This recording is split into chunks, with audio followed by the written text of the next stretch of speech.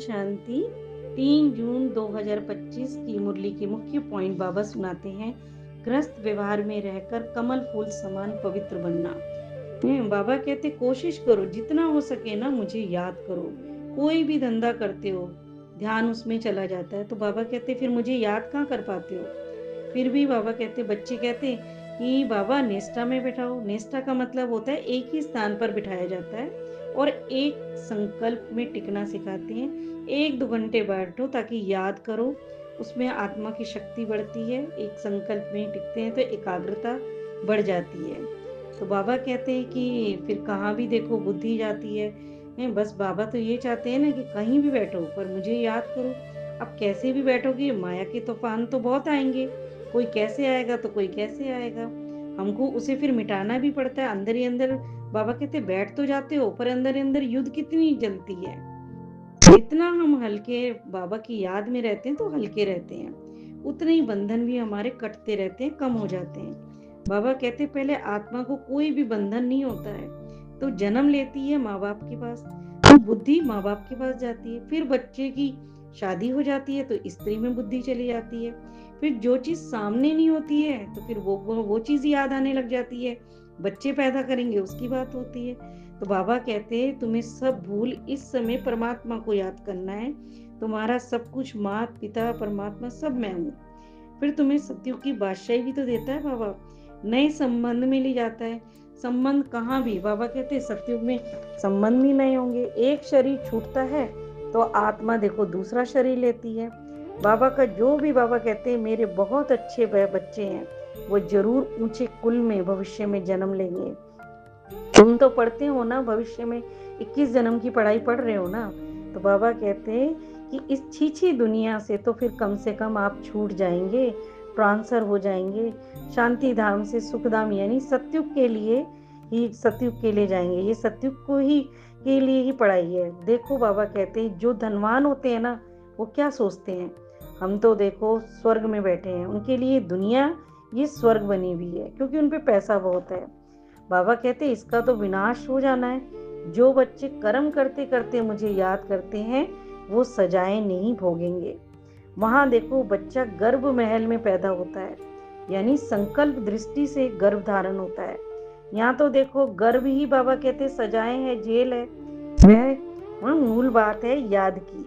शरीर का भान तो बहुत है, ये सब विनाश होना ही है। रोटी टुकड़ा भी बाबा कह रहे मिले ना तो खुशी से खाओ। आज के टाइम में अगर रोटी टुकड़ा भी मिल जाए, आजकल देखो अनाज भी मिलता कहाँ है। फिर धीरे धीरे चीनी भी बाबा कहते मिलना बंद हो जाएगी। याद में रहते नहीं तो फिर मिलता भी नहीं कुछ। इसीलिए बाबा कहते बच्चे मेरी याद में रहो, नहीं तो ग्रहचारी बैठती रहती है। जिसमें योग की कमी है यानी परमात्मा की याद, ग्रहचारी के कारण नाम रूप में फंस पड़ते हैं। ये बाबा कहते बड़ी ऊंची मंजिल है। अगर सच्ची मंजिल पानी है ना तो बाबा कहते याद में तो रहना पड़ेगा ना बच्चे। फिर कहा बाबा ने ऐसे बच्चे भी बहुत हैं जिनमें क्रोध का भूत बहुत आ जाता है। सारी कमाई करते हैं, मेहनत करते हैं, बाबा को याद करते हैं, पर एक क्रोध से सारी कमाई चट यानी खत्म। बाबा कहते ज्ञान तो बहुत सहज है, बच्चा भी सुना सकता है ज्ञान तो, पर याद में रहना वो बड़ी बात है। याद नहीं रह पाती। और यानी बाबा कहते मैं जो हूँ जैसा हूँ उसी रीति मुझे जानो भी पहचानो भी। अपने को आत्मा समझ के मुझको याद करो। मरते समय भी क्या कहते हैं ना कि भगवान को याद करो, पर अरे सारी जिंदगी याद ही नहीं करा भगवान को तो आखिरी में कैसे याद आएगा। फिर कहा बाबा ने ऋषि मुनि देखो सतोगुणी होते हैं फिर भी मुझे नहीं जानते, तो फिर तो मनुष्य तो फिर तमोगुणी है, वो कैसे जानेंगे।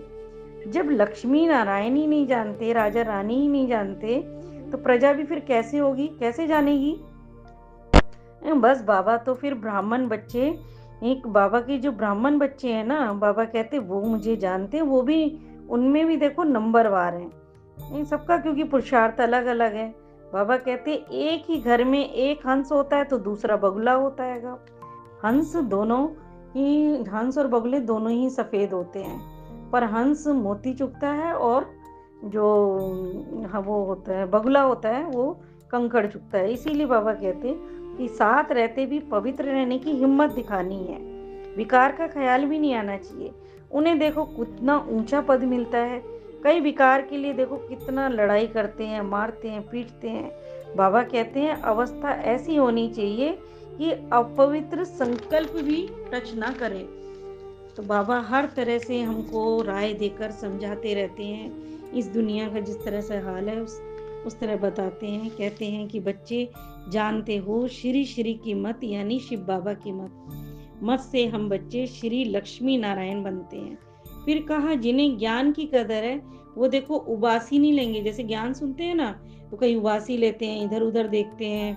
तो बाबा कहते हैं जिन्हें ज्ञान अच्छा लगता है वो कैसे एक्टिव रहते हैं, हमेशा हर समय सुनेंगे भी। कई बच्चे देखो बैठे बैठे बाबा कहते झुटका खाने लग जाते हैं। तो ऐसे बच्चों को बाबा कहते पीछे बिठाना चाहिए। अरे ये कोई छोटी मोटी सभा थोड़ी ना है, ईश्वरीय सभा है बच्चों की। ब्राह्मणियां ऐसे ऐसे बच्चों को ले आती हैं। फिर तो बाबा कहते एक एक वर्षन यानी महावाक्य लाखों रुपए का है, ये समझना चाहिए। इस दुनिया में बाबा कहते जो भी देखो वो कल नहीं रहेगा, मंदिर आदि का भी नाम निशान नहीं रहेगा। मैं हूँ जैसे मैं आया हूँ, बाबा कहते बच्चों को ज्ञान देने, रजाई देने आया हूँ। ऐसी रजाई कोई दे ना सके। इसीलिए बाबा कहते कोटों में भी कोई और कोई में भी कोई ही यहाँ अमूल्य बच्चे आएगा, हर कोई नहीं आ सकता है।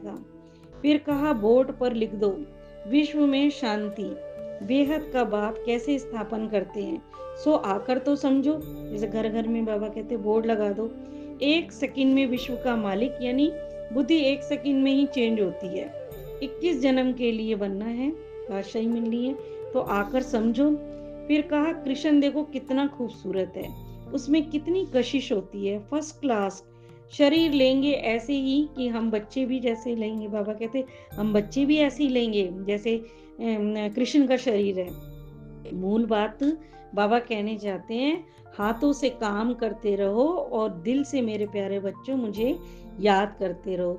जितनी तुम धारणा करेंगे नॉलेज तुम्हारी बढ़ती जाएगी। बच्चे नॉलेज से ही कितना धनवान बन जाते हैं, नॉलेज से भी धनवान बनते हैं, पैसों से भी धनवान बनते हैं। आत्मा ही शरीर से बोलती है, ज्ञान देती है, धारणा करती है, आत्मा ही सब कार्य करती है। वरदान में बाबा ने कहा ये 100 वर्ष का देखो संगम युग चल रहा है और भगवान सेवाधारी बनकर आते हैं और छत्र छाया बनकर बच्चों की सेवा करते हैं। जैसे बाबा को याद किया और सेकंड में ही भगवान का अनुभव होता है, छत्र छाया का अनुभव होने लगता है। भगवान की प्यारी याद नाजुक परिस्थितियों में भी कमल पुष्प के समान हमें न्यारा प्यारा बना देती है।